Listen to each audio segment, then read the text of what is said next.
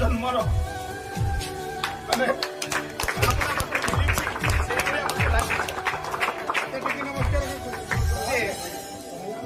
ଏ କଥା ମୋର ହୃଦୟରେ ମୋର ବିଶ୍ୱାସ ଅଛି। କାହିଁକି ନା ମୁଁ ଚାକିରି ଯୋଉ 33 ବର୍ଷ ତଳେ କରିଥିଲି ରାୟଗଡ଼ା ଜିଲ୍ଲାରେ, ସେଠୁ ଆସି 22 ବର୍ଷ ହେଲାଣି ଏଇ ଗୋଟିଏ ସ୍କୁଲରେ ରହିଛି। ମୁଁ ସେତେବେଳରୁ ହିଁ ଆଜିର ଦିନକୁ ଲକ୍ଷ୍ୟ କରିକିରି ମୋ ପିଲାମାନଙ୍କ ସହିତ ସେଇଭଳି ବ୍ୟବହାର କରିଛି, ସେଇଭଳି ଭାଷାର ଆଦାନ ପ୍ରଦାନ କରିଛି। ଯୋଉ ଭାଷାରେ କି ମୋ ପିଲାମାନେ ମତେ ନିଜର କରିପାରିଛନ୍ତି, ଆଜି ତାର ଜ୍ୱଳନ୍ତ ଉଦାହରଣ।